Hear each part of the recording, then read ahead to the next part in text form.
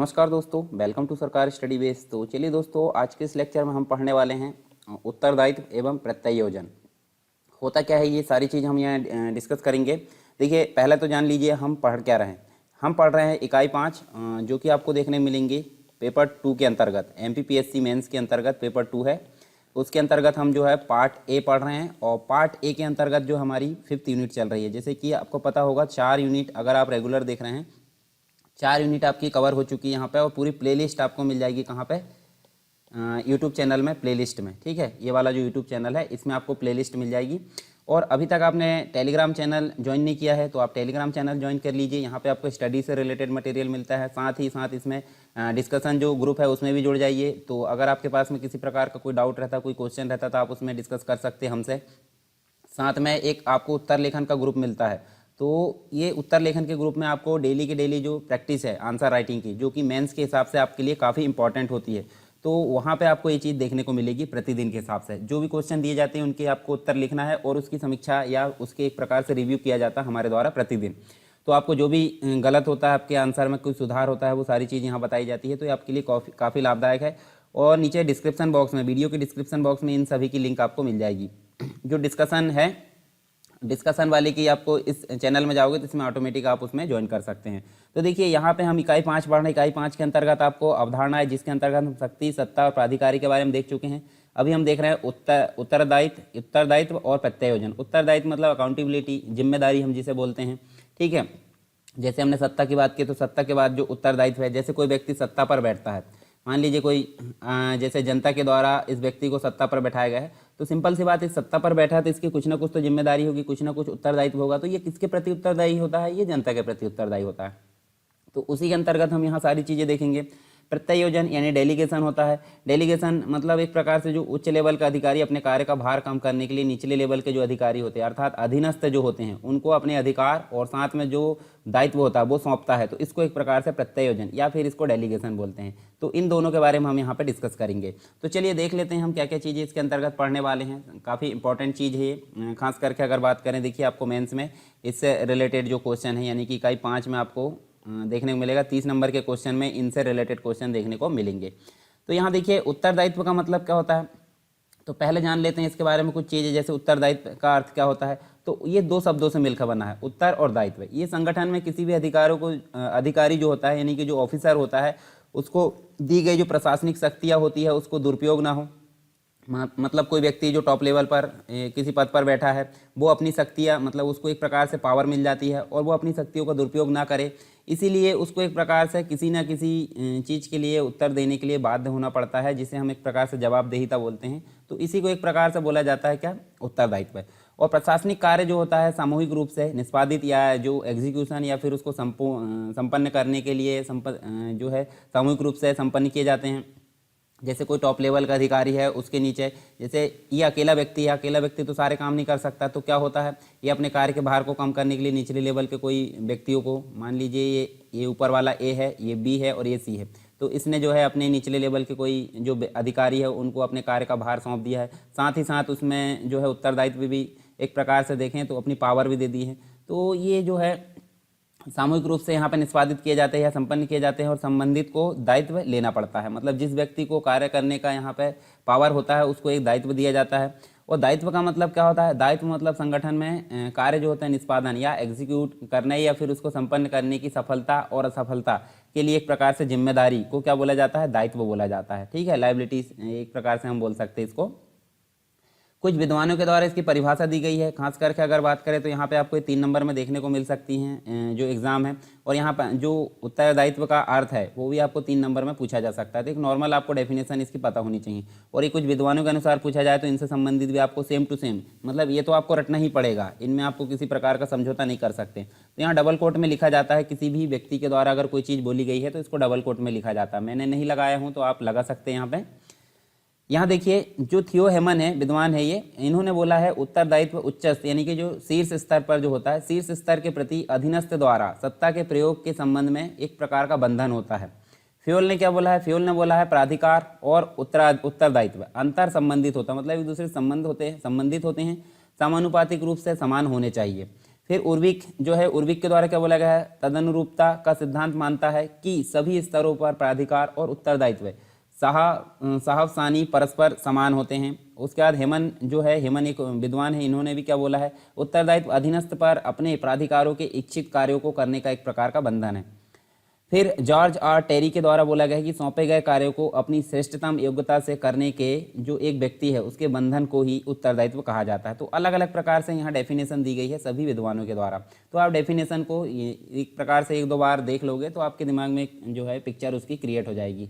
तो यहाँ आपको रटना नहीं है, रटने में ये याद नहीं होंगे, मतलब 2-4 बार आप पढ़ लेंगे तो ऑटोमेटिक आपके दिमाग में ये एक पिक्चर के फॉर्म में क्रिएट हो जाएंगे। तो यहाँ देखिए, जैसे उत्तरदायित्व की हमने बात करें तो जैसे किसी अधिकारी जो विशेष होता है, अधिकारी विशेष होता है, उसको कार्य विशेष के लिए जिम्मेदार बनाया जाता है, तो वह एक प्रकार का उत्तरदायित्व होता है। उदाहरण के लिए हम बोल सकते हैं जैसे किसी कार्यालय, मतलब कोई ऑफिस है, कोई ऑफिस की अगर बात करें, हम यहाँ पे कोई कार्यालय की बात करें तो वहाँ लेखाकार द्वारा जो है, लेखाकार मतलब जो अकाउंटेंट होता है, उसके द्वारा अगर गबन किया जाता है, उसके द्वारा घपला किया जाता है, तो उसका उत्तरदायी कौन होगा, उसका उत्तरदायी अध्यक्ष होगा, मतलब वहाँ का बॉस होगा, क्योंकि बॉस के अंतर्गत ही सारे जो एम्प्लॉई वर्क कर रहे हैं। तो अगर लेखाकार के द्वारा अगर गबन किया जाता है, गफला किया जाता है, कोई मतलब धांधलाई की जाती है, तो सिंपल सी बात है उसके अध्यक्ष को वहाँ पे जिम्मेदार माना जाएगा। तो इसी को हम क्या बोल सकते हैं, इसको उत्तरदायित्व बोल सकते हैं, या अध्यक्ष उत्तरदायी होगा इसके लिए। इसके अलावा सत्ता और जो उत्तरदायी हमने देखे हैं, एक प्रकार से अंतर संबंध होता है इनका। और जो एक व्यक्ति है लॉर्ड एक्टन, इनका कथन भी यहाँ देखने को मिलता है हमको। तो देखिए यहाँ पे जो है सत्ता भ्रष्ट करती है। सत्ता मतलब जो अथॉरिटी होती है, जहाँ ऊपर टॉप लेवल पर कोई व्यक्ति बैठ जाता है किसी पद पर, तो सत्ता उसको बोला जाता है। और सत्ता क्या करती है, भ्रष्ट करती है, और पूर्ण सत्ता पूर्णतः भ्रष्ट करती है। उत्तरदायित्व हमेशा पद के साथ जुड़ा होता है, इसे अलग नहीं किया जा सकता। ये चीज़ यहाँ देखने को मिलती है। इसके बाद हम देख सकते हैं, देखिए जो सत्ता और उत्तरदायी अंतर निर्भर और अंतर संबंधित होती है, और इनका आपस में अनुपात जो है समान होना चाहिए। मतलब सत्ता भी ज़्यादा नहीं होनी चाहिए, उत्तरदायित्व भी ज़्यादा नहीं होना चाहिए, दोनों ही एक प्रकार से यहाँ समान होना चाहिए, यानी बैलेंस बनाकर चलना चाहिए। जैसे यहाँ पे अथॉरिटी है और यहाँ पे अकाउंटेबिलिटी है, तो दोनों का जो है बैलेंस बना होना चाहिए, यानी कि समान अनुपात में दोनों होना चाहिए, दोनों का बैलेंस नहीं बिगड़ना चाहिए। सत्ता का दुरुपयोग और उत्तरदायित्व से बचने की स्थिति यहाँ पे उभरेगी अगर बैलेंस बिगड़ता है तो।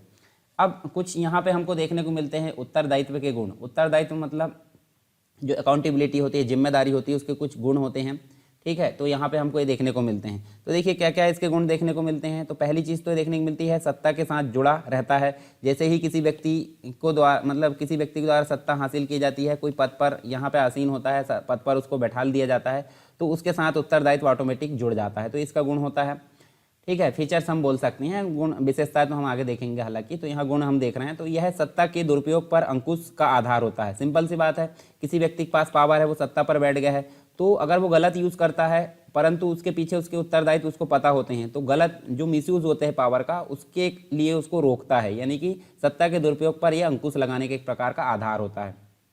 फिर नेक्स्ट क्या है, यह संगठन को कार्य निष्पादन के प्रति जवाबदेह बनाता है। तो सिंपल सी बात है, वही हम पढ़ रहे हैं बार बार, जवाबदेह यानी कि एक प्रकार से उत्तरदायी बनाता है। फिर नेक्स्ट है, यह उच्च यानी कि जो शीर्ष लेवल का जो है, शीर्ष लेवल का जो भी अधिकारी, उसके द्वारा नियंत्रण पद्धति को सार्थक बनाता है। तो ये इसके कुछ गुण होते हैं, ठीक है। अब एट्रीब्यूट हम बोल सकते हैं। उसके बाद हम उसकी फीचर्स देखेंगे, यानी कि इसकी विशेषताओं के बारे में बात करेंगे, किसकी, उत्तरदायित्व की। तो क्या क्या इसकी विशेषताएं देखने को मिलती हैं। तो यह कार्य को निष्पादित करने के संबंध में एक बंधन होता है। मतलब किसी व्यक्ति के द्वारा सत्ता ग्रहण की गई है, तो उसको उसके कार्य को अच्छे से निष्पादित करने के लिए एक प्रकार का क्या है, ये बंधन माना जाता है, उत्तरदायित्व। फिर यह बंधन नैतिक होता है और कानूनी, दोनों प्रकार का हो सकता है, नैतिक भी हो सकता है, ठीक है, और एक होता है कानूनी, वैधानिक तरीके से भी यहाँ पे हम इसको देख सकते हैं। यह अधिकारी और अधीनस्थ के औपचारिक संबंधों से उत्पन्न होता है। दोनों मतलब जो टॉप लेवल का अधिकारी है, शीर्ष लेवल का, और निचले लेवल का यानी अधीनस्थ, दोनों के औपचारिक संबंधों से उत्पन्न होता है। फिर देखें नेक्स्ट क्या है, उत्तरदायित्व अहस्तांतरित प्रकृति का होता है। मतलब जिस व्यक्ति के द्वारा जवाबदारी ली गई है, वो दूसरे को ट्रांसफर नहीं कर सकता, मतलब स्थानांतरित नहीं कर सकता, अहस्तांतरित होता है, यानी कि हस्तांतरण के सिद्धांत पर वर्क नहीं करती, या अहस्तांतरित प्रकृति का होता है। फिर उत्तरदायित्व विशिष्ट या सामान्य प्रकार का हो सकता है, हाँ, जिसके हम प्रकार देखेंगे आगे चलकर, ठीक है। तो विशिष्ट प्रकार का भी हो सकता है और सामान्य प्रकार का भी हो सकता है। उत्तरदायित्व के साथ प्राधिकार होना आवश्यक होता है। ठीक है। जैसे संवादिता का जो सिद्धांत है वो इसके अंतर्गत हमको देखने को मिलता है। तो ये इसकी कुछ विशेषताएं है। जैसे अगर आपको 5 नंबर में पूछा जाता है कि उत्तरदायित्व की विशेषताएं समझाइए, तो निम्न विशेषताओं के अंतर्गत आपको ये 4-5 पॉइंट यहाँ पे 5 पॉइंट तो मिनिमम आपको लिखना होगा, 5 से 6 भी लिख सकते हैं आप। तो यहाँ पे आपको ये विशेषताएं देखने को मिलती है। अब उत्तरदायित्व के कुछ प्रकार देखने को मिलते हैं। तो उत्तरदायित्व के प्रकार हमको 3 प्रकार के यहाँ देखने को मिलते हैं। तो तीनों प्रकार हम देख लेते हैं। जैसे पहला है राजनीतिक उत्तरदायित्व, दूसरा है संस्थागत और तीसरा है व्यावसायिक। तो यहाँ हम देख सकते हैं, देखिए राजनीतिक जो उत्तरदायित्व के अंतर्गत हम पहला जो प्रकार देख रहे हैं राजनीतिक उत्तरदायित्व। तो राजनीतिक उत्तरदायित्व जो होता है, कार्यपालिका जो होती है, कार्यपालिका मतलब जो एग्जीक्यूटिव होती है, जिसके अंतर्गत जैसे संसद की बात करें, संसद के अंतर्गत आपको 3 पार्ट देखने को मिलते हैं। 3 पार्ट कौन कौन से? जो एक विधायिका होती है, ठीक है, मतलब हमारे देश का संविधान के अंतर्गत, संसद ना बोले तो हम संविधान बोलते हैं, ठीक है। संविधान के अंतर्गत हम बोले विधायिका होती है, एक होती है कार्यपालिका होती है और एक होती है न्यायपालिका। तो विधायिका कानून बनाने का काम करती है, कार्यपालिका उसको एग्जीक्यूट करने का काम करती है, पर बीच में न्यायपालिका आ जाती है जो कि यहाँ पे कानूनों को चेक एंड बैलेंस करने का काम करती है। उससे प्रूफ हो जाता है कि जो कानून बनाया गया है वो सही है या नहीं है। अगर सही है तो इसको एग्जीक्यूट करने दिया जाएगा और नहीं है तो यहाँ पे इसको रद्द कर दिया जाएगा। तो ये चीज़ यहाँ देखने को मिलती है। तो इन तीनों पार्ट्स में से हम अगर देखें तो राजनीतिक उत्तरदायित्व के अंतर्गत जो कार्यपालिका है यानी कि एग्जीक्यूटिव है, तो एग्जीक्यूटिव जो होती है सर्वोच्च स्तर पर कार्य को संपादित करने वाली निकाय होती है। तो एग्जीक्यूटिव को टॉप लेवल की यहाँ बॉडी माना गया है राजनीतिक उत्तरदायित्व के अंतर्गत। और यह संस्था ही कानून निर्माण कार्यक्रम और नीति निर्माण का जो है कार्य करती है। एक प्रकार से जो विधि है, विधि बनाने का काम करती है, और जो पॉलिसी है, नीति बनाने का काम भी इसके द्वारा किया जाता है। उनके उत्तरदायित्व निर्धारण का प्रश्न उभरता है तो प्रशासनिक तंत्र राजनीतिक तंत्र के प्रति और राजनीतिक तंत्र विधायिका के और जनता के प्रति, मतलब जो एग्जीक्यूटिव है किसके प्रति, जो विधायिका है उसके प्रति उत्तरदायी रहेगी। और साथ में जो जनता है, जनता देखिए कार्यपालिका में जो व्यक्ति चुनकर जाता है वो जनता के द्वारा जाता है। तो सिंपल सी बात है, जो कार्यपालिका होगी जनता के प्रति उत्तरदायी होगी। तो ये चीज़ यहाँ देखने को मिलती है। जैसे उदाहरण के रूप में हम देखें तो मंत्रिमंडल के प्रति प्रशासनिक तंत्र का उत्तरदायित्व हमको देखने को मिलता है। एक प्रकार से अगर देखें तो जो कानून है, कानून नीति और जो कार्यक्रम होते हैं उसका निर्माण करने वाले जो संस्था है उसके प्रति संगठन का उत्तरदायित्व, राजनीतिक उत्तरदायित्व यहाँ पे होता है। ठीक है, तो ये राजनीतिक उत्तरदायित्व के अंतर्गत हमने देखें एग्जीक्यूटिव के बारे में। उसके बाद नेक्स्ट जो है संस्थागत उत्तरदायित्व। संस्था मतलब कोई ऑर्गेनाइजेशन या फिर कोई संस्था है, ठीक है, इंस्टीट्यूट हम बोल सकते हैं। तो यहाँ देखिए इंस्टीट्यूशनल जो भी चीज़ होती है, जैसे संगठन का एक प्रकार का स्वयं का जो होता है, स्वयं के कार्य के लिए जनता के प्रति उत्तरदायी होता है ये, यानी कि किसके प्रति, जनता, जो पब्लिक होती है जनता के प्रति यहाँ उत्तरदायी होना संगठनात्मक उत्तरदायित्व कहलाता है। संस्था जनता के मध्य रहकर कार्य को क्या करती है, एग्जीक्यूट करती है। कौन सी, कोई भी संस्था मान लीजिए। अगर इन दोनों तत्वों मतलब जनता और जो संस्था है उन दोनों तत्वों के मध्य तालमेल नहीं बनाया जाएगा तो उत्तरदायित्व निर्धारण कठिन होगा। तो दोनों के मध्य यहाँ तालमेल बनाया जाता है। और इसकी अभिव्यक्ति हमको क्या देखने को मिलती है, जैसे आपको देखने को मिलेगा सिंगल विंडो जो सिस्टम है जिसे हम बोलते हैं एकल खिड़की व्यवस्था। ठीक है, एकल खिड़की व्यवस्था यहाँ पे देखने को मिलती है। शिकायत निवारण तंत्र की स्थापना यहाँ देखने को मिलती है। आपने एक चीज़ और देखी होगी, सीएम हेल्पलाइन या पीएम से रिलेटेड, मतलब राष्ट्र के लेवल पर या स्टेट लेवल पर सीएम हेल्पलाइन आपने सुना होगा। तो ये सारी चीज़ हमको एक प्रकार से संस्थागत जो व्यवस्था है वो देखने को मिलती है, संस्थागत उत्तरदायित्व यहाँ पे देखने को मिलता है। फिर नेक्स्ट एक और उत्तरदायित्व यहाँ देखने को मिलता है व्यावसायिक उत्तरदायित्व। व्यावसायिक उत्तरदायित्व क्या होता है, जिसे हम एक प्रकार से क्या बोल सकते हैं, पेशेवर, ठीक है, प्रोफेशन या व्यावसायिक जो उत्तरदायित्व है। तो पेशेवर मूल्य जो मापदंड होते हैं, नियम होते हैं और जो आचार संहिता होती है उसके प्रति उत्तरदायित्व व्यावसायिक उत्तरदायित्व के अंतर्गत आता है। तो कौन कौन सा होता है, जैसे पेशेवर से संबंधित, ठीक है, पेशेवर से संबंधित जो मूल्य होते हैं, मापदंड होते हैं, आचार संहिता होती है, नियम होते हैं, तो इनसे संबंधित जो उत्तरदायित्व होते हैं वो किसके अंतर्गत शामिल किए जाते हैं, व्यावसायिक उत्तरदायित्व के अंतर्गत शामिल किए जाते हैं। संगठन में स्थानीय, राज्य और राष्ट्र, ठीक है, और जो अंतर्राष्ट्रीय स्तर के 3 चीज़ें यहाँ देखने मिली, एक तो इंटरनेशनल लेवल के और एक होता है सेंटर लेवल के, एक स्टेट लेवल के और एक जो स्थानीय निकाय होती हैं जैसे पंचायती राज व्यवस्था है उसके अंतर्गत बात करें तो ये 4 लेवल यहाँ देखने को मिले। तो संगठन में क्या होता है, ये चारों लेवल यानी इंटरनेशनल, सेंटर और स्टेट और स्थानीय लेवल, इन स्तर का जो जुड़ाव होता है एक प्रकार से यहाँ पे देखें तो सभी का जुड़ाव यहाँ देखने को मिलता है। वर्तमान जो वैश्विक जुड़ाव है उसके दौर में प्रत्येक गतिविधि का प्रभाव सभी स्तरों पर पड़ता है। इसलिए प्रत्येक व्यक्ति और जो कार्मिक होते हैं, जो पर्सनल्स होते हैं, जो कर्मचारी होते हैं, जिसका जुड़ाव पेशे से संबंधित होता है, व्यवसाय से संबंधित होता है, उसका सभी स्तरों के प्रति सामाजिक उत्तरदायित्व बनता है कि वह अपनी जो गतिविधि है उसको नैतिकता के मापदंड के निकटतम बनाए रखे। और यह विचार जो होता है द्वितीय प्रशासनिक सुधार जो आयोग है उसने भी यहाँ पे प्रस्तुत किया है। ठीक है, जो ARC एडमिनिस्ट्रेटिव रिफॉर्म हमने देखे हैं, द्वितीय प्रशासनिक एक पहले आया था, प्रथम प्रशासनिक सुधार आयोग दूसरा, तो दूसरे ने इस प्रकार के मापदंड यहाँ पे प्रस्तुत किए हैं। तो हमने यहाँ बात करें उत्तरदायित्व के प्रकार के अंतर्गत 3 उत्तरदायित्व, राजनीतिक उत्तरदायित्व, संस्थागत उत्तरदायित्व और व्यावसायिक उत्तरदायित्व। अब इसके बाद हम देख सकते हैं प्रकृति के आधार पर उत्तरदायित्व के प्रकार भी हमको देखने को मिलते हैं, जो कि 2 प्रकार के होते हैं। कौन कौन से? एक तो होता है अंतिम उत्तरदायित्व और दूसरा होता है क्रियात्मक उत्तरदायित्व। तो यहाँ देखिए जो अंतिम उत्तरदायित्व होता है उसके अंतर्गत यहाँ बात करें हम, तो अंतिम उत्तरदायित्व के अंतर्गत हमको जो संगठन है, संगठन के अंतर्गत जो टॉप लेवल है यानी शीर्ष लेवल पर शीर्षतम का जो अधिकारी होता है उसका संगठन के कार्य को पूरा करने की सामान्य अपेक्षा ही क्या की जाती है? अंतिम उत्तरदायित्व कहलाता है। और इसका प्रत्यायोजन संभव नहीं है। मान लीजिए ए टॉप लेवल पर बैठा है और ये नीचे जो बी है और सी है, सी को और बी को यहाँ पे प्रत्यायोजन नहीं कर पा रहा है।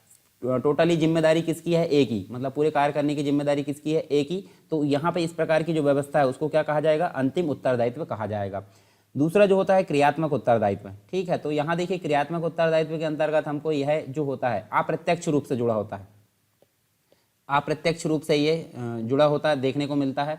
और यह कार्य निष्पादन हेतु उत्तरदायी व्यक्ति पर जो है कानूनी बाध्यता आरोपित करता है और इसका प्रत्यायोजन किया जा सकता है। मतलब अगर बात करें तो ए अपनी जिम्मेदारी को यहाँ पे बी और सी को सौंप सकता है। तो इस प्रकार की जो व्यवस्था है किसमें देखने को मिलती है? क्रियात्मक में।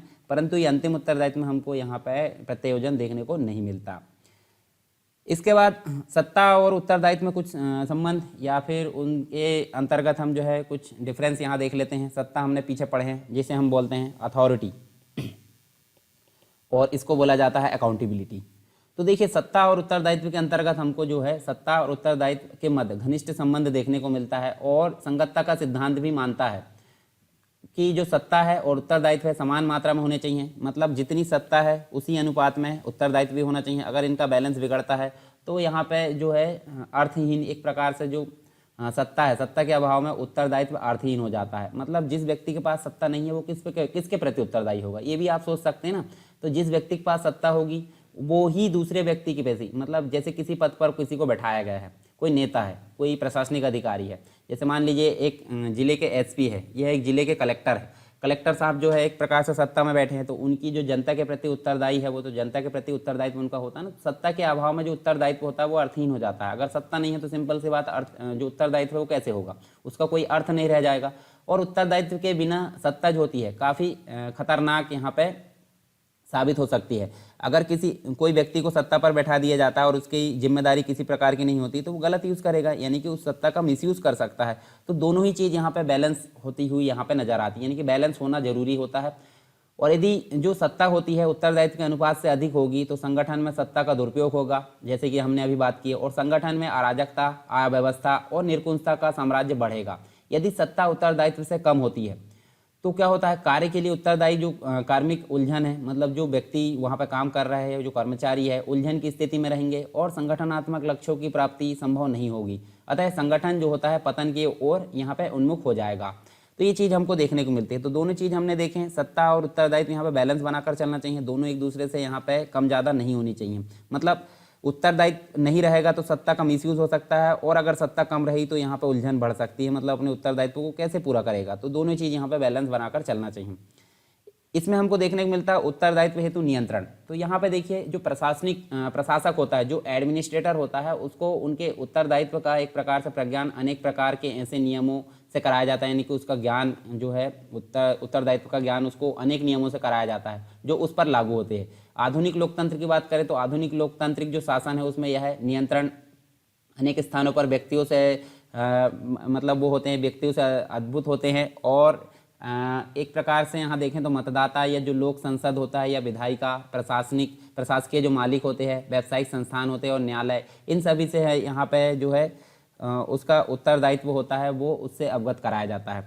दूसरी चीज़ हमको देखने को मिलती है प्रशासन किसके प्रति उत्तरदायी है, ये हमको देखने को मिले। तो यहाँ पे देखिए जो उपयुक्त शक्तियाँ है जितनी भी जो शक्तियाँ मिली है किसको, जो सत्ता पर बैठा है, तो उपयुक्त शक्तियों में से किसके प्रति कितना प्रशासन का उत्तरदायित्व होगा, यह देश के संवैधानिक व्यवस्था पर निर्भर करता है। उदाहरण के लिए हम बोलें तो संयुक्त राज्य अमेरिका की बात करते हैं, तो जैसे यूएसए, यूनाइटेड स्टेट अमेरिका, संयुक्त राज्य अमेरिका में प्रशासन जो होता है विधायिका के प्रति, और वैसे और उतना उत्तरदायी नहीं होता जितना जो है इंग्लैंड में हमको देखने को मिलता है। ठीक है, इंग्लैंड में अलग व्यवस्था देखने को मिलती है। तो इंग्लैंड जैसे संसदीय व्यवस्था वाले देशों में ये चीज़ हमको अलग देखने को मिलती है। स्विट्जरलैंड की अगर बात करें तो स्विट्जरलैंड काफ़ी जो होती है प्रत्यक्ष, वहाँ पे लोकतंत्र हमको देखने को मिलता है। काफ़ी अच्छी कंट्री है और वहाँ पे हर 2 साल में इलेक्शन होते हैं, और जो राइट टू रिकॉल की जो फैसिलिटी होती है वो जनता के पास होती है। कैसे राइट टू रिकॉल, मतलब अगर जो जनता के द्वारा कोई व्यक्ति सत्ता पर बैठाया गया है नेता, वो अच्छे से अगर जनता की उम्मीदों या जनता के द्वारा जो जनता से जो वादे किए गए हैं उसको पूरा नहीं करता, तो उसको राइट टू रिकॉल करने की फैसिलिटी होती है जनता को, उसको वापस बुलाने का अधिकार होता है, मतलब दूसरे व्यक्ति को वहाँ पद पर बैठा सकते हैं।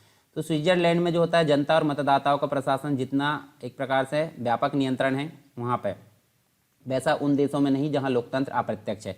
तो जैसे कि मैंने बताया स्विट्जरलैंड में आपको प्रत्यक्ष लोकतंत्र देखने को मिलता है, और सत्ता और उत्तरदायित्व में घनिष्ठ संबंध है। और यहाँ देखिए सत्ता किसी उत्तरदायित्व को पूरा करने का ही एक माध्यम माना जाता है। फिर हम यहाँ बात करें सत्ता और उत्तरदायित्व में हमको अंतर देखने को मिलता है, तो वो भी हम यहाँ देख लेते हैं। तो देखिए सत्ता का जो प्रत्यायोजन है संभव है, मतलब जैसे टॉप लेवल का कोई अधिकारी है और ये बी और सी है। अगर मैं बात करूं यहाँ पे इसको कोई जिम्मेदारी सौंपी गई है, कोई टास्क दिया गया है, या कोई इसके पास काम करने की जो है बहुत सारे काम है, तो अपने कार्य के भार को कम करने के लिए क्या करेगा, वो बी और सी को यहाँ पे अपनी शक्तियों को ट्रांसफर या सत्ता को एक प्रकार से क्या कर देगा, इनको पावर दे देगा और अपनी जिम्मेदारी दे देगा। तो हम सिंपल बोल सकते हैं कि सत्ता का प्रत्यायोजन संभव है, परंतु उत्तरदायित्व का प्रत्यायोजन नहीं किया जा सकता। मतलब इसको जो जिम्मेदारी मिली है, हालांकि इनके द्वारा देखिए इनको पावर दे दी गई है, काम करने की सत्ता भी दे दी गई, परंतु इनके द्वारा कोई गलती की जाती है, जिम्मेदारी किसकी होगी, जिम्मेदारी होगी ए की। तो इसीलिए यहाँ बोला गया है कि यहाँ पे उत्तरदायित्व अकाउंटेबिलिटी जो होती है उसका प्रत्यायोजन या ट्रांसफर करना उसको संभव नहीं है, परंतु सत्ता का प्रत्यायोजन संभव है। फिर इसका जो प्रभाव होता है ऊपर से नीचे की ओर होता है, सत्ता का जो प्रभाव होता है ऊपर से नीचे की ओर होता है, जबकि उत्तरदायित्व का प्रभाव जो होता है नीचे से ऊपर की ओर होता है। मतलब देखिए यहाँ पे जो सत्ता होती है वो ऊपर से नीचे की ओर होता है, और उत्तरदायित्व जो होता है नीचे, मतलब नीचे वाले, जैसे मैंने बताया था लेखाकार जो अकाउंटेंट होता है उसके द्वारा कोई गवर्न किया जाता है। जिम्मेदारी किसकी बनती है, जो शीर्ष लेवल पर बैठा है, यानी कि जो टॉप लेवल पर जो अधिकारी बैठा है उसी की जिम्मेदारी बनती है ना, क्योंकि उसके अंतर्गत वो एम्प्लॉय काम कर रहा है। तो यहाँ पे जो सत्ता होती है वो ऊपर से नीचे की ओर चलती है और उत्तरदायित्व नीचे से ऊपर की ओर चलता है। फिर सत्ता का संबंध उच्च स्तर से होता है, मतलब ऊपर टॉप लेवल के व्यक्ति के पास सत्ता है तो उसका संबंध उच्च स्तर पर होगा। उत्तरदायित्व का संबंध अधीनस्थों से होता है, तो यहाँ पे इनके द्वारा कुछ गड़बड़ किया जाता है तो ये एक प्रकार से इसके प्रति जिम्मेदार होते हैं ना। मतलब जैसे बी है, बी को कोई टास्क मिला तो बी किसके ऊपर, मतलब किसके आदेश पर काम कर रहा है, ए के, तो ये किसके प्रति उत्तरदायी है, ए के प्रति। तो यहाँ पे देखिए सत्ता का संबंध उच्च स्तर से होता है और जो उत्तरदायित्व है उसका संबंध अधीनस्थों से होता है निचले लेवल पर। सत्ता दूसरों से कार्य निष्पादन कराने से संबंधित होती है, परंतु उत्तरदायित्व जो होता है कार्य निष्पादन से जुड़ा एक बंधन होता है। तो ये सारी चीज़ हमने देखे यहाँ पे सत्ता और उत्तरदायित्व के अंतर्गत अंतर देखे हैं। फिर उत्तरदायित्व और जवाबदेही में संबंध देख लेते हैं। जवाबदेही दोनों ही एक प्रकार से मिलते जुलते हैं, परंतु फिर भी हम यहाँ देखें तो दोनों के मध्य क्या संबंध है हम देख लेते हैं। तो यहाँ देखिए जो उत्तरदायित्व होता है सामान्य रूप से अगर देखें तो सामान्यतः उत्तरदायित्व और जवाबदेही को एक ही अर्थ में प्रयुक्त किया जा सकता है, लेकिन दोनों के मध्य आधारभूत अंतर भी है, जिसके अंतर्गत हम देखें तो उत्तरदायित्व का स्रोत सत्ता है। उत्तरदायित्व मतलब अगर देखें तो जो जिम्मेदारी होती है, मतलब हम बोलें तो अकाउंटेबिलिटी होती है। तो अकाउंटेबिलिटी कहाँ से आती है, मतलब कोई व्यक्ति अगर पद पर बैठा है तो पद पर बैठा तो उसकी जिम्मेदारी बनेगी कि नहीं कुछ, तो उसकी जिम्मेदारी बनी, यानी कि सत्ता पर बैठते बराबर उसके पास में उत्तरदायित्व जाता है। तो सिंपल बात यहाँ क्या बोली गई है, उत्तरदायित्व का स्रोत सत्ता होती है, जबकि जवाबदेही का जो स्रोत होती है वो उत्तरदायित्व होता है। जवाबदेही का स्रोत क्या होता है, उत्तरदायित्व। तो देखिए एक चेन बन गई है, मतलब पहले सत्ता, ठीक है, सत्ता के बाद उत्तरदायित्व, उत्तरदायित्व के बाद जवाबदेही। तो इस प्रकार से देखें तो उत्तरदायित्व का स्रोत सत्ता और जवाबदेही का स्रोत उत्तरदायित्व, ऐसा यहाँ पे बात की जा रही है। उत्तरदायित्व जो होता है नैतिक और अनौपचारिक होता है, परंतु जवाबदेही कानूनी और औपचारिक होती है। उत्तरदायित्व का कार्य जो होता है कार्य के प्रति, मतलब यहाँ उत्तरदायित्व कार्य के प्रति होता है, मतलब किसी कार्य के लिए उत्तरदायी होना, परंतु जवाबदेही अधीनस्थों की उच्च अधिकारियों के प्रति यहाँ पे जिम्मेदारी या जवाबदेही होती है। जैसे मान लीजिए मैंने किसी टास्क को किसी व्यक्ति को सौंपा तो किसके प्रति जवाबदेही है, मेरे प्रति, ठीक है। यहाँ देखिए उत्तरदायित्व व्यक्तिगत और सामूहिक रूप से हो सकता है और जवाबदेही प्रकृति में व्यक्तिगत होती है। उत्तरदायित्व स्वायत्ता यानी कि ऑटोनॉमस पर जो है अंकुश पर आरोपित करती है, अंकुश आरोपित करती है, और जवाबदेही अधिकारों पर नियंत्रण और नियमन आरोपित करती है। फिर अगर देखें हम तो देखिए उत्तरदायित्व व्यक्तिनिष्ठ रूप में होता है जबकि जवाबदेही वस्तुनिष्ठ रूप में होता है। तो ये नॉर्मल से कुछ संबंध आप देख सकते हैं। फिर हमारा जो उत्तरदायित्व है ये वाला टॉपिक तो हमारा एंड हो गया। इसी के साथ में हमने देखे थे क्या, प्रत्ययोजन को पढ़ना। प्रत्ययोजन का मतलब क्या होता है, डेलीगेशन, ठीक है, डेलीगेशन इसे बोला जाता है इंग्लिश में। तो इसी के बारे में हम अब पढ़ने वाले हैं।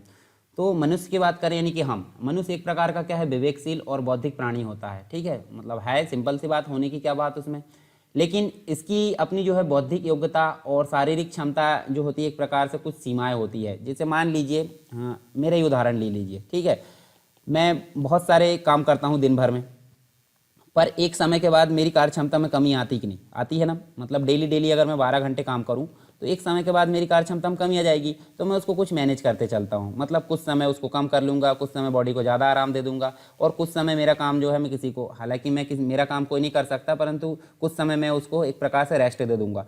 तो ये यही बात की जा रही है यहाँ पे। तो जो मनुष्य है, मनुष्य की बौद्धिक और जो शारीरिक क्षमता है उसकी कुछ सीमाएं यहाँ देखने को मिलती है। यह इन सीमाओं से परे जाकर किसी कार्य का निष्पादन नहीं कर सकता, और कार्य की अगर अधिकता हो जाती है, कार्य की अधिकता की स्थिति में क्या हो जाता है, कार्य का भार को कम करना बहुत आवश्यक होता है, जिससे मनुष्य की जो कार्य क्षमता है उसको एक प्रकार से बढ़ाया जा सके।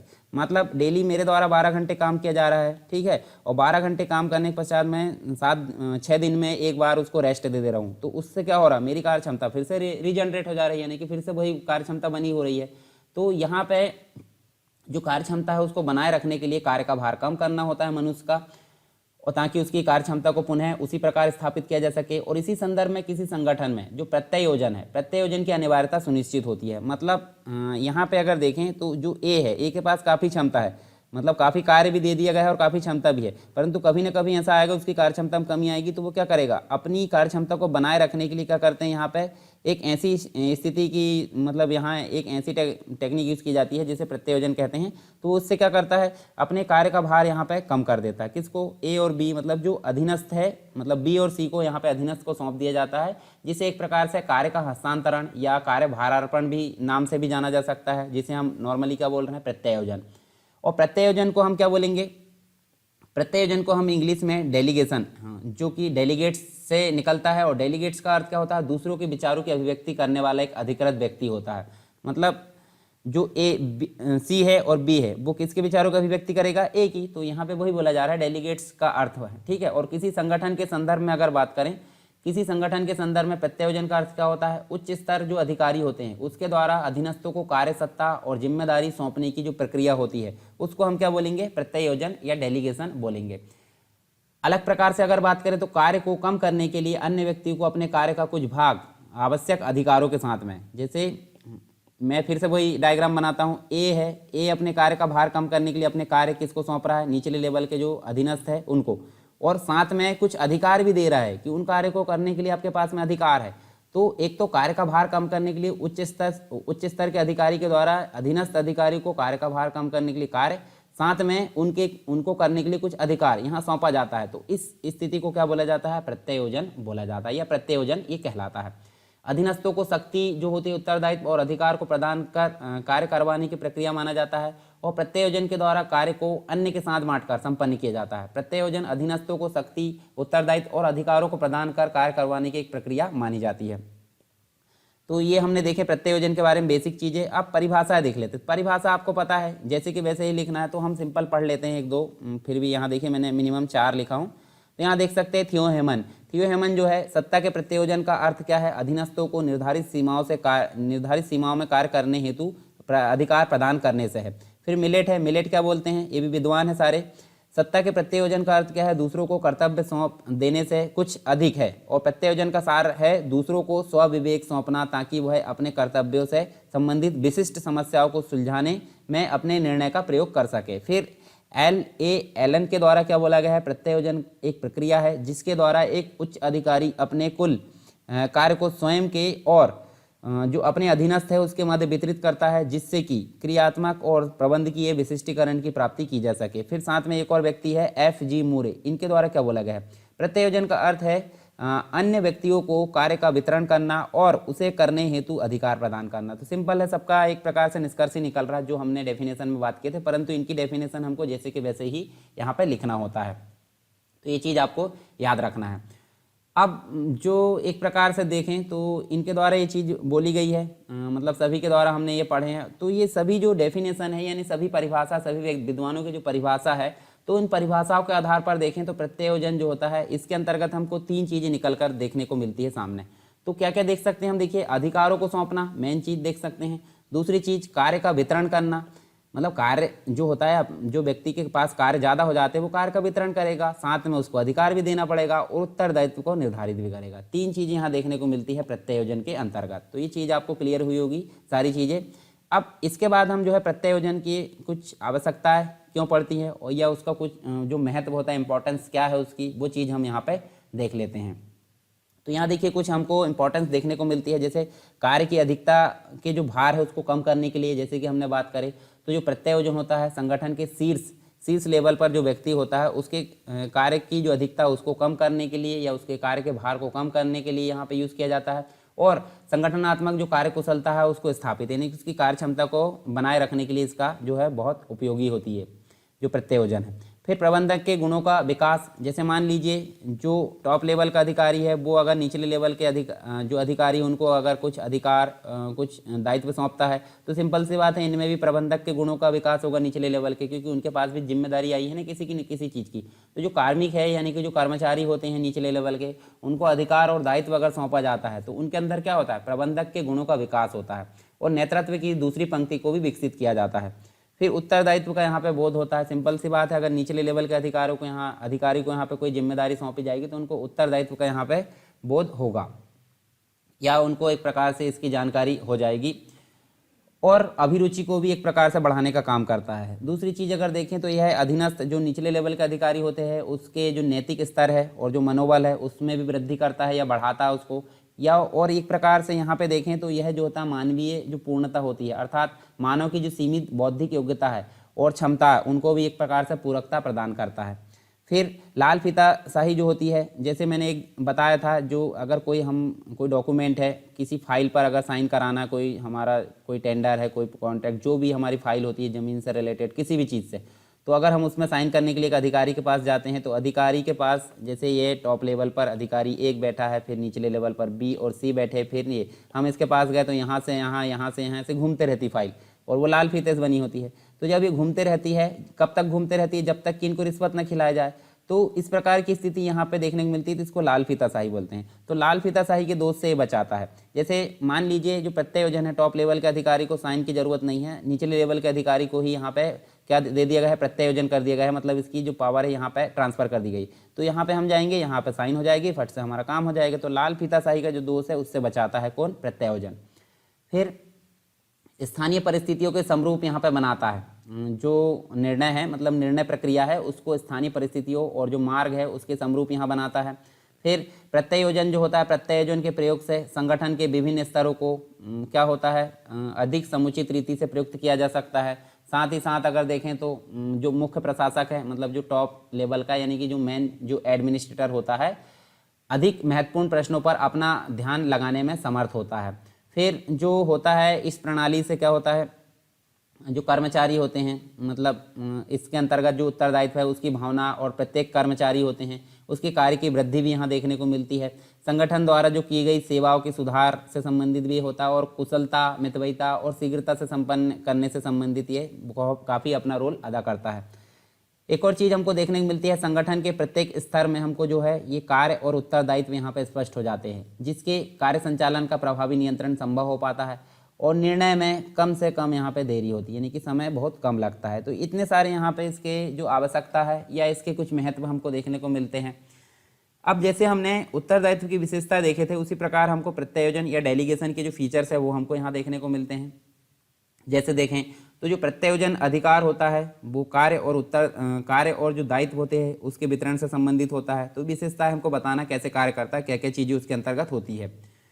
दोहरे स्वरूप वाला होता है। दोहरे स्वरूप से मतलब ए के द्वारा अगर कोई यहाँ पे इनको अधिकार और जो है टास्क दे दिया गया है तो दोहरे स्वरूप मतलब इनके पास भी कुछ पावर है और ये पूरी पावर ट्रांसफर थोड़ी करेगा, ये अपने पास भी कुछ पावर रखेगा, यानी कि सत्ता यहाँ पे भी देखने को मिलती है, सत्ता यहाँ पे भी।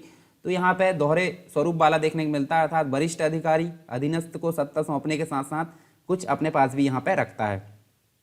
आंशिक सत्ता का हस्तांतरण मतलब वही बात यहाँ फिर से बोली गई है कि ए पूरी की पूरी सत्ता ट्रांसफर नीचे वाले को नहीं कर देगा, कुछ अपने पास भी यहाँ पे रखेगा और कुछ ट्रांसफर भी करेगा। मतलब आंशिक रूप से कुछ ही जो जरूरी होती है वही यहाँ पे ट्रांसफर की जाएगी, पूरी की पूरी नहीं की जाएगी। फिर हम देखें तो क्रियात्मक उत्तरदायित्व में यहाँ पे का हस्तांतरण देखने को मिलता है। तो प्रत्ययोजन केवल जो होता है क्रियात्मक उत्तरदायित्व का हस्तांतरण है और अंतिम उत्तरदायित्व प्रत्ययोजन का ही होता है। ठीक है, मतलब जो काम किया जाना है उसी का यहाँ पे जो है क्रियात्मक रूप से यहाँ दिया जाएगा, बाकी अंतिम तो यही माना जाएगा इसका उत्तरदायित्व। फिर प्रत्ययोजन के अंतर्गत हम देखें तो जो परिवर्तन है, परिवर्तन तत्व भी प्रभावी रहता है, अर्थात प्रदत्त जो सत्ता है उसको घटाया बढ़ाया या पुनः वापस लिया जा सकता है। मतलब बी को जो सत्ता दी गई है वो ए के द्वारा पुनः वापस ली जा सकती है। फिर जो प्रत्ययोजन होता है, प्रत्ययोजन के अंतर्गत तीन चीज़ें देखने को मिलती है, एक तो ऊर्ध्वगामी, अधोगामी और क्षैतिज। ये तीनों चीज़ें हम यहाँ विस्तार से देखेंगे, तीनों विधि द्वारा इसको प्राप्त किया जा सकता है। तो ये हमको तीनों चीज़ें आगे देखने को मिलेंगी। अब बात करते हैं प्रत्ययोजन की प्रक्रिया के कुछ चरण होते हैं, कुछ स्टेप्स होती है। ठीक है, तो वो हम देख सकते हैं यहाँ पे।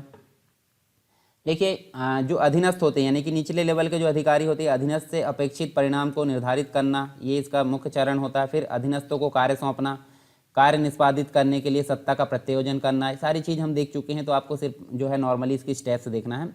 प्रदत्त कार्य को पूरा करने के लिए उत्तरदायी बनाना, फिर प्रत्ययोजन के परिणामों के मूल्यांकन के लिए नियंत्रण व्यवस्था को स्थापित करना, सारी चीज़ यहाँ पे ये जो है क्रमशः हमको देखने को मिलेगी। तो कैसे कैसे प्रत्ययोजन की प्रक्रिया यहाँ पे पूरी की जाती है उसके कुछ स्टेप्स है या कुछ चरण है वो हमने यहाँ पे देखे हैं, जो कि हम पहले से बात कर चुके हैं कई बार। ठीक है, फिर एक विद्वान है न्यूमैन, इनके अनुसार अगर देखें तो प्रत्ययोजन की प्रक्रिया के चरण हमको क्या देखने को मिलते हैं। कार्यपालिका का अपना तुरंत के जो है अधीनस्थों को कर्तव्य देती है, फिर इन कर्तव्यों को करने के लिए सत्ता प्रदान करती है, फिर इन कर्तव्यों की संतोषजनक संपन्नता के लिए प्रत्येक अधीनस्थों को कार्यपालिका के प्रति उत्तरदायी बनाता है। तो ये एक वैज्ञानिक है, मतलब विद्वान है न्यूमैन, इनके अनुसार ये स्टेप्स बताई गई है। तो कोई दिक्कत नहीं, आप जो है अगर विद्वान के अनुसार पूछे तो वो भी आप लिख सकते हैं, और नहीं तो आप सिंपल ये स्टेप्स लिख सकते हैं 5। ठीक है, अब आगे देखें प्रत्ययोजन के प्रकार है, तो वो भी हम यहाँ देख लेते हैं, काफ़ी इंपॉर्टेंट है, अलग अलग प्रकार से हमको देखने को मिलते हैं। तो प्रत्ययोजन की जो प्रकृति होती है, मतलब उसका जो नेचर होता है, उसके विषय वस्तु और उसमें उपस्थित जो एक प्रकार से उसकी स्थिति है, उसके कारण जो है उसे कुछ वर्गों में विभक्त किया जा सकता है। जैसे हमको पूर्ण और आंशिक देखने को मिलता है। ठीक है, पूर्ण और आंशिक प्रत्ययोजन, सशर्त मतलब शर्त के साथ और शर्त के बिना, यानी शर्तहीन है ये, आप इसको सुधार सकते हैं, बड़ी की मात्रा लगेगी। ठीक है, बड़ी की मात्रा ये नहीं है। शर्तहीन, शर्त के साथ या शर्त के बिना। औपचारिक हो सकता है और अनौपचारिक भी हो सकता है, प्रत्यक्ष और अप्रत्यक्ष भी हो सकता है, स्थायी अस्थायी भी हो सकता है, सामान्य और विशिष्ट हो सकता है, लिखित और मौखिक हो सकता है, सरल और जटिल हो सकता है। तो चलिए एक एक करके इनको सबको हम डिस्कस कर लेते हैं, थोड़ी थोड़ी जानकारी इनके बारे में पता होनी चाहिए। जैसे फिर से हम ये देखिए, ये डायग्राम बना देते हैं, हमारे लिए काफ़ी काम का है। जैसे ए टॉप लेवल का अधिकारी है और बाकी उसके अधीनस्थ में बी और सी है, और बाकी अन्य भी हो सकते हैं। मतलब जो जितना बड़ा संगठन होगा उसमें अधीनस्थ अधिकारी की संख्या, कर्मचारी की संख्या बढ़ते जाएगी, और जो कम होगा उसमें इस प्रकार के जो प्रत्ययोजन है वो कम देखने को मिलेगा। तो देखिए यहाँ पे पूर्ण और आंशिक प्रत्ययोजन हम देखते हैं। तो पूर्ण मतलब क्या होता है, निर्णय लेने की संपूर्ण सत्ता को जो है एक प्रकार से अधीनस्थ को सौंप दिया जाता है। ठीक है, जैसे ए है, ए ने अपनी जो पावर है, अधिकार किसको दे दिए, बी को। तो यहाँ हम देख सकते हैं जो बी है, बी के पास में अगर कोई निर्णय लेने की बारी आई तो वो किसी से पूछे बगैर क्या कर सकता है, मतलब यहाँ पे जो है निर्णय ले सकता है। तो इसके पास क्या है, पूरा पावर है, यानी कि पूर्ण रूप से उसको हम पूर्ण सत्ता या पूर्ण प्रत्ययोजन बोल सकते हैं। परंतु आंशिक प्रत्ययोजन क्या है, आंशिक प्रत्ययोजन का मतलब होता है जो प्रत्ययोजी है, प्रत्ययोजी को प्रत्ययोजक से जो है, यानी कि प्रत्ययोजी मतलब नीचे वाला और प्रत्ययोजक मतलब ऊपर वाला। तो प्रत्ययोजक से परामर्श, मतलब कोई भी निर्णय हो तो इससे परामर्श लेना पड़ेगा। जब परामर्श लेने की बारी आ जाती है तो समझ लीजिए वो आंशिक प्रत्ययोजन है, परंतु वो अपने स्वविवेक से अगर निर्णय ले लेता है तो पूर्ण प्रत्ययोजन कहलाता है। फिर सशर्त और शर्त के बिना प्रत्ययोजन की बात करें तो शर्त के साथ, यानी कि कुछ शर्तों के साथ, वही बात फिर से की जा रही है जैसे आंशिक है। ए कुछ पावर दे देता है कुछ शर्त के आधार पर, यहाँ पे जो है बी को बोल देता है कि तू मतलब जो है कुछ शर्त के आधार पर यहाँ पे दायित्व सौंप दिए जाते हैं। और जो प्रत्ययोजक होता है निर्धारित शर्तों के परिप्रेक्ष्य में निर्णय करता है। जबकि बिना शर्त की अगर बात करें ना, शर्तहीन की बात करें तो बिना शर्त के यहाँ पे निर्णय ले लिए जाते हैं।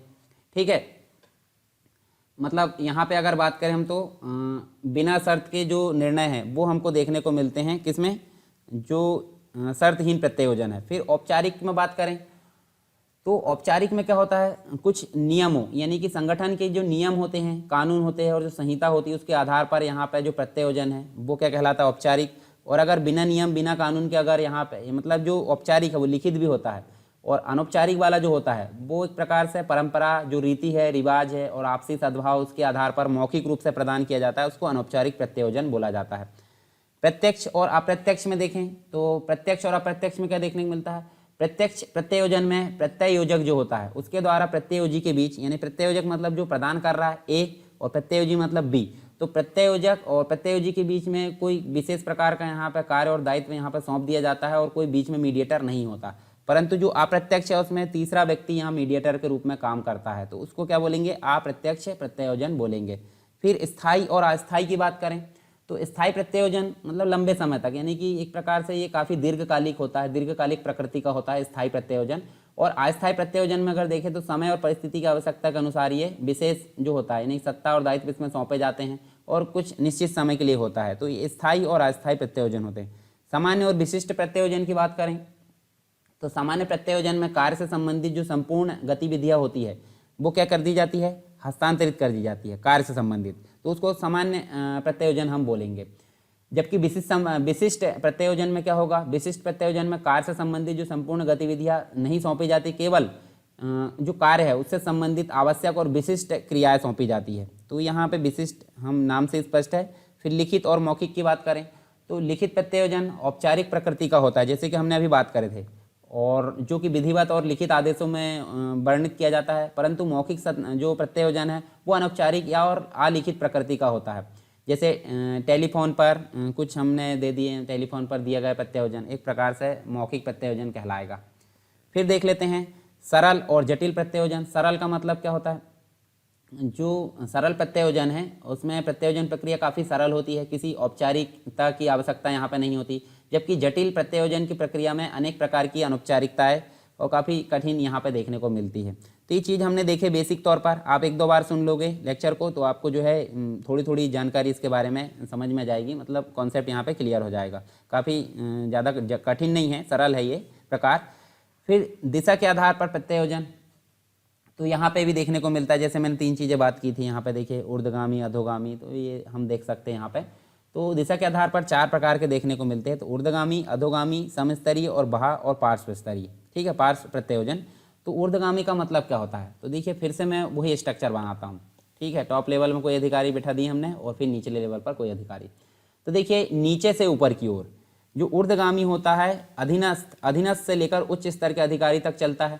ठीक है, मतलब जो अधीनस्थ है, अधीनस्थ से लेकर उच्च स्तर का जो दायित्व है उसका हस्तांतरण यहाँ पे क्या कहलाता है, ऊर्ध्वगामी प्रत्यायोजन कहलाता है। पर अधोगामी क्या होता है, ऊपर से लेकर नीचे की तरफ चलता है, यानी कि शीर्ष स्तर के अधिकारी से अधीनस्थ तक चलता है, तो इसको क्या बोलेंगे, सत्ता का ट्रांसफर को अधोगामी प्रत्यायोजन बोलेंगे। उसके बाद हम देख सकते हैं क्षितिज आकार या फिर समस्तरीय का अगर बात करें, क्षितिज मतलब ऐसे समस्तरीय मतलब बराबरी टाइप एक प्रकार से देखें तो संगठन के अंतर्गत समान स्तर के जो अधिकारी होते हैं उनके मध्य क्या होता है, जैसे बी है और सी है, इन दोनों के मध्य अगर समान सत्ता का हस्तांतरण होता है तो इसको क्या बोलेंगे, समस्तरीय प्रत्यायोजन कहेंगे।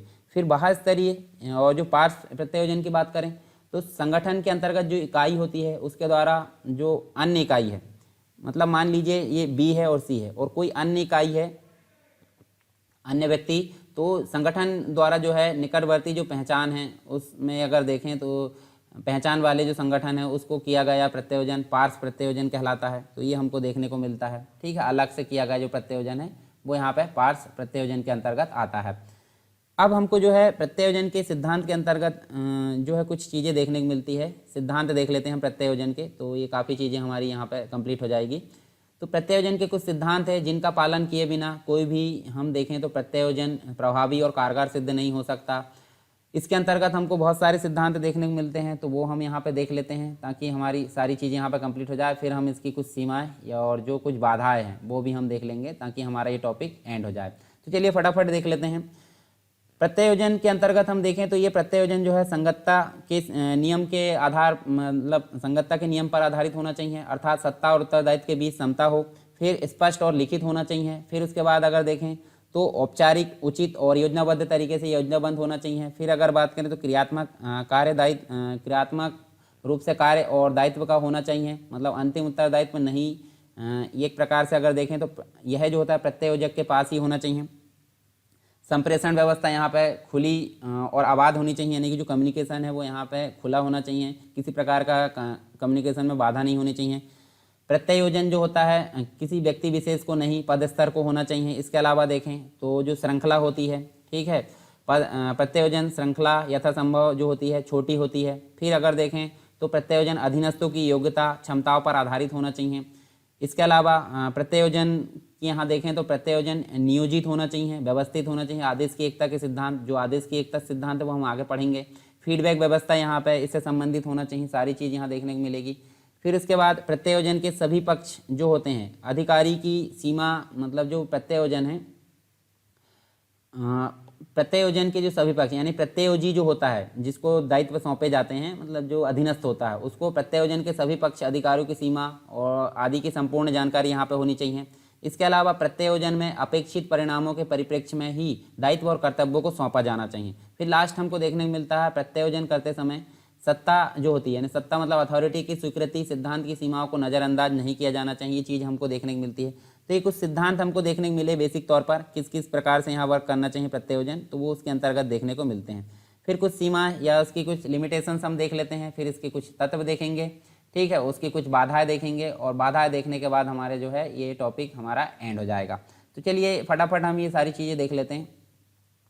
काफ़ी लंबा लेक्चर हो जाएगा, मतलब 1 घंटे के आसपास हमारा जो लेक्चर है वो देखने को मिलेगा यहाँ पे। तो चलिए इसकी कुछ सीमाएं देख लेते हैं, मतलब इसकी कुछ कमियाँ। तो प्रथम, नॉर्मली आपको सिर्फ ज़्यादा लोड नहीं लेना है यहाँ पे। प्रथम पंक्ति, अर्थात अगर देखें तो निकटतम अधीनस्थों के जो पर्यवेक्षण की सत्ता, इसको बोला जाता है। एक निश्चित मात्रा से अधिक व्यय करने की अनुमति और सामान्य वित्तीय पर्यवेक्षण की सत्ता, नियम और जो कायदे होते हैं, कानून की सत्ता, इसको बोला जाता है। नवीन नीतियों को स्वीकृति देने और पुरानी नीतियों से प्रस्थान संबंधित होता है ये। विशिष्ट उच्च पदों पर नियुक्ति संबंधित सत्ता, निकटस्थ जो अधीनस्थ है, मतलब जो पास किनारे वाले जो अधीनस्थ होते हैं उसके द्वारा लिए गए निर्णय के खिलाफ अपील सुनने की सत्ता, निकटस्थ जो मातहत है उनके निरीक्षण और संगठन से संबंधित जो दायित्व है उसका प्रत्यायोजन नहीं किया जा सकता, ये भी कमी यहाँ देखने को मिलती है। फिर अन्य को जो प्राप्त सत्ता है, अर्थात जो सत्ता स्वयं के पास नहीं है उसे प्रत्यायोजित नहीं किया जा सकता। तो ये भी इनकी कुछ कमियां देखने को मिलती है प्रत्यायोजन की। तो नॉर्मली आपको थोड़ा एक आइडिया होना चाहिए इसके बारे में, ज़्यादा आपको यहाँ पर लोड नहीं लेना है। और यह सभी अधिकारी जो होते हैं, सभी अधिकार जो होते हैं मुख्य प्रशासक के पास ही रहने चाहिए, ये भी हमको देखने को मिलता है। प्रत्यायोजन प्रक्रिया के कुछ तत्व देखने को मिलते हैं, तो मुख्यतः हमको 3 तत्व यहाँ देखने को मिलते हैं। तो पहला क्या है, प्रथम तत्व के अंतर्गत कार्य अथवा जो कर्तव्य होता है उसका स्थानांतरण किया जाता है, ठीक है, कार्य और जो कर्तव्य होता है उसका स्थानांतरण किया जाता है। दूसरी अगर बात करें तो हस्तांतरित जो कर्तव्य है उसका निष्पादन, यानी कि उसको संपन्न कराने की जो भी चीज़ें हैं निष्पादन के लिए यहाँ पर सत्ता सौंपना। फिर तीसरी अगर बात करें तो जो प्रदत्त सत्ता है, मतलब जो सत्ता प्रदान की गई है उसका कर्तव्य के संपादन में उपयोग सुनिश्चित करने के लिए उत्तरदायित्व निश्चित करना है। तो 3 चीज़ें यहाँ पे इसके एलिमेंट के रूप में देखने को मिलती है। अब क्या क्या बाधाएं यहाँ पे आती है किसके अंतर्गत, प्रत्यायोजन के अंतर्गत। तो 2 प्रकार की यहाँ बाधाएं देखने को मिलती है, एक तो संगठन से संबंधित और एक व्यक्ति से संबंधित। तो देखिए संगठन से संबंधित कुछ बाधाएं है वो हम देख लेते हैं, और फिर देखेंगे हम व्यक्तिगत से संबंधित जो 2 प्रकार की होती है। तो दोनों प्रकार की यहाँ पे बाधाएं देख लेंगे। तो यहाँ देखिए सबसे पहले हम देखते हैं संगठन से संबंधित बाधाएं क्या क्या होती है। सुस्थापित और विकसित संगठनात्मक जो विधि है और जो क्रिया है उन विधियों का यहाँ पे अभाव देखने को मिलता है। समन्वय और संचार साधनों की कमी देखने को मिलती है। कार्य की प्रकृति, अर्थात कार्य जो अर्थात है वो आप देखिए सही लिख लीजिए इसको, ठीक है, टाइपिंग मिस्टेक है, मैं लिख देता हूँ यहाँ पे सही, अर्थात ऐसे लिखा जाता है, हलंत भी लग जाएगा, तो अर्थात आप इसको सुधार लीजिए, हर जगह आपको गलत देखने को मिलेगा, टाइपिंग मिस्टेक। तो कार्यों में एकरूपता होना तथा कार्यों में दोहराव न होना, विशिष्ट कार्यक्रम और कार्य क्षेत्र में विभिन्न जो कारक है उनके कारण केंद्रीकरण की मांग देखने को मिलती है। संगठन का छोटा आकार और संकुचित भौगोलिक बिखराव देखने को मिलता है। सत्ता और उत्तरदायित्व के बीच क्षमता की अस्पष्टता देखने को मिलती है। संगठनात्मक जोखिम और संकटकालीन जो परिस्थितियाँ वो देखने को मिलती है। नियंत्रण और फीडबैक तंत्र की दुर्बलता, संगठन की कम आयु, तो ये चीज़ यहाँ पे कुछ बाधाएं देखने को मिलती है, ठीक है, प्रत्यायोजन के अंतर्गत। संगठन से संबंधित बाधाएं। इसके बाद व्यक्तिगत से संबंधित कुछ बाधाएं देखने को मिलती है, ठीक है, पर्सनल से संबंधित। तो यहाँ देखिए प्रत्ययोजक संबंधी बाधाएं और प्रत्ययोजी। तो प्रत्ययोजक जो होता है जो यहाँ पे ट्रांसफर करता है अपनी सत्ता को, और जो प्रत्ययोजी होती है वो ग्रहण करता है। तो देखिए प्रत्ययोजक में अहंकार की भावना, जो पावरफुल व्यक्ति है, सिंपल सी बात, अहंकार की भावना देखने में, अधीनस्थों के प्रति विश्वास की कमी, अधीनस्थों की योग्यता पर संदेह होता है, निर्देशन योग्यता की कमी, स्वयं को श्रेष्ठ समझना और सत्तावादी मानसिकता, ये चीज़ यहाँ पे देखने को मिलती है। इससे संबंधित बाधा है व्यक्तिगत। अब जो व्यक्ति अधिकार को ग्रहण करता है, जो व्यक्ति उत्तरदायी मतलब एक प्रकार से जो कार्य करने के लिए, जैसे बी और सी की मैंने बात किया था, तो आत्मविश्वास की कमी देखने को मिलती है। आलोचना, अगर कोई काम किया गया तो उसकी आलोचना का डर देखने को मिलता है। कार्यभार की अधिकता देखने को मिलती है कभी कभी। जिम्मेदारी को टालने की प्रवृत्ति, पुरस्कार और प्रोत्साहन की कमी देखने को मिलती है। आलोचना का पात्र बनने का भय, योग्यता और क्षमता की कमी देखने को मिलती है। तो ये हमको व्यक्तिगत कुछ बाधाएं देखने को मिली और संगठन से संबंधित कुछ बाधाएं। अब एक प्रभावी जो प्रत्ययोजन है उसके संदर्भ में कुछ हमको सुझाव देखने को मिलते हैं, सुझाव या आगे की कुछ राह देखने को मिलती है। तो हम यहाँ उसके बारे में भी देख लेते हैं ताकि हमारा सारी चीज़ें, यहाँ सारे डायमेंशन क्लियर हो जाए। तो यथासंभव प्रत्ययोजन जो होता है सुस्पष्ट रूप से लिखित, औपचारिक, नियोजित और व्यवस्थित होना चाहिए। ये मुख्य रूप से यहाँ पॉइंट देखने को मिलता है। अपेक्षित परिणामों के परिप्रेक्ष्य में कार्यदायित्व और सत्ता का प्रत्ययोजन किया जाए। प्रत्ययोजन आदेश की एकता के सिद्धांत पर आधारित होना चाहिए, मतलब एक पर्टिकुलर एक व्यक्ति का आदेश वहाँ पे माना जाए, यानी कि जितने व्यक्ति ऊपर है उसका सबका आदेश नहीं, अपने ऊपर जो व्यक्ति टॉप पर है अपने ऊपर, तो उसका ही आदेश होना चाहिए। संप्रेषण यानी कि जो कम्युनिकेशन है व्यवस्था खुली और आबाद होनी चाहिए, जो कि हमने पहले देखे थे। उचित नियंत्रण और फीडबैक, निष्पादन, मूल्यांकन तंत्र की समुचित व्यवस्था की जानी चाहिए। प्रत्ययोजन अधीनस्थों की योग्यता और सक्षमता के अनुरूप किया जाना चाहिए। तो ये कुछ सुझाव है यहाँ। इसके अलावा हम कुछ और सुझाव देख लेते हैं, जैसे सफल और प्रभावी प्रत्ययोजन को पुरस्कृत किया जाना चाहिए, समय समय पर मोटिवेशन मिलता है उससे। अधिकार और दायित्व में संगतता और समता होनी चाहिए। प्रत्ययोजन पश्चात अधीनस्थों के कार्यक्रम में अनावश्यक हस्तक्षेप की प्रवृत्ति से बचना चाहिए, यानी कि बार बार वहाँ पे जो है हमको मॉनिटरिंग नहीं करना चाहिए, नहीं तो उनका जो है एक प्रकार से आत्मविश्वास में कमी आती है अधीनस्थों में। प्रत्ययोजन के उद्देश्य और लक्ष्य का आशय स्पष्ट निर्धारण किया जाना चाहिए। प्रत्ययोजन के संदर्भ में अधीनस्थों को समुचित शिक्षण और प्रशिक्षण भी दिया जाना चाहिए। संगठन में उच्चस्थ जो अधीनस्थ है उसको प्रत्ययोजन के महत्व और लाभों से अवगत कराया जाना चाहिए। संगठन के अंतर्गत सद्भाव और विश्वास, टीम भावना का वातावरण स्थापित किया जाना चाहिए। तो ये सारे अगर सुझाव यहाँ पे पूरे कर लिए जाता है तो एक अच्छा प्रत्ययोजन हमको देखने को मिलता है किसी भी संगठन के अंतर्गत। तो ये सारी चीज़ हमारी यहाँ पे देखने को मिली किसके अंतर्गत, उत्तरदायित्व और जो प्रत्ययोजन है उसके अंतर्गत हमने पढ़े। तो एक बार हम फिर से देख लेते हैं हमने क्या क्या चीज़ें यहाँ पे पढ़ ली हैं, ताकि हमारे दिमाग में एक प्रकार से यहाँ पिक्चर क्रिएट हो जाए। तो देखिए हमारा जो उत्तरदायित्व है प्रत्ययोजन के अंतर्गत हम ये वाले टॉपिक में यहाँ पे देख रहे थे, ये कंप्लीट हो चुका हमारा। अब इसके बाद हमारे दो चीज़ें और बची, एक तो संगठन से रिलेटेड और एक लोकतांत्रिक लोक प्रबंधन के नवीन आयाम विकास प्रशासन के अंतर्गत। तो ये दो टॉपिक बचे हैं तो वो हम कवर कर लेंगे। तो पहले हमने उत्तरदायित्व के बारे में देखें, फिर परिभाषा देखें, गुण देखें, उसके विशेषताएँ देखें, फिर अगर बात करें तो हमने उत्तरदायित्व के प्रकार देखें, फिर प्रकृति के आधार पर उत्तरदायित्व देखें, उसके अलावा सत्ता और उत्तरदायित्व के बारे में यहाँ पर जाना, इसके अलावा अंतर देखें सत्ता और उत्तरदायित्व में, फिर दोनों में जवाबदेही और उत्तरदायित्व में संबंध देखें, प्रत्ययोजन के बारे में जानें, कुछ परिभाषाएं देखें विद्वानों के अनुसार, इसकी आवश्यकता क्यों है, इसकी विशेषता देखें प्रत्ययोजन की, फिर प्रत्ययोजन की प्रक्रिया के चरण देखें, इसके प्रकार देखें। उसके बाद हमने देखे जो प्रकार है, प्रकार के बाद हम देखिए अलग अलग प्रकार से यहाँ देखिए कुछ सिद्धांत के बारे में बात की, एक सीमाएँ, उसके बाद उसके तत्व, बाधाएँ, संगठन से संबंधित और व्यक्ति से संबंधित बाधाएँ देखें, उसके बाद सुझाव देखें इसके संबंध में हमने, ठीक है। तो ये सारी चीज़ हमारी यहाँ पे कंप्लीट हो चुकी है। तो अब हमारा जो नेक्स्ट टॉपिक रहेगा संगठन के सिद्धांत, ये वाला टॉपिक, ठीक है। तो ये हमारा कंप्लीट हो जाएगा। उसके बाद ये 2 लेक्चर और बचे, हमारी यूनिट कवर जाएगी। लगभग 2 लेक्चर में मैं कवर कर दूंगा यहाँ पे। तो ये 5वीं यूनिट हमारी कवर हो जाती है। इसके बाद आपका पेपर 2 का बी चालू होगा। बी मतलब इंडियन इकोनॉमी, साथ में सोशलॉजी, मतलब जो एक प्रकार से आप बोले तो आपको समाजशास्त्र देखने को मिलेगा और दूसरा आपको अर्थशास्त्र यानी कि अर्थव्यवस्था देखने को मिलेगी भारत की। तो ये सारी चीज़ हम यहाँ पे देखने वाले हैं। तो लेक्चर आपको कैसा लगा जरूर बताएं। अगर पसंद आया तो आप लाइक कर सकते हैं और दूसरों तक पहुँचाएं, मतलब शेयर जरूर करें। आप टेलीग्राम से जुड़ सकते हैं हमसे और अधिक मतलब जो है सारी चीज़ों से कनेक्ट होने के लिए। चैनल को आप जो है सब्सक्राइब नहीं किया है तो आप सब्सक्राइब कर सकते हैं, ताकि आपको जो सारी चीज़ है वो समय पर उपलब्ध होते रहें। तो चलिए दोस्तों, मिलते हैं नेक्स्ट लेक्चर में, तब तक के लिए जय हिंद।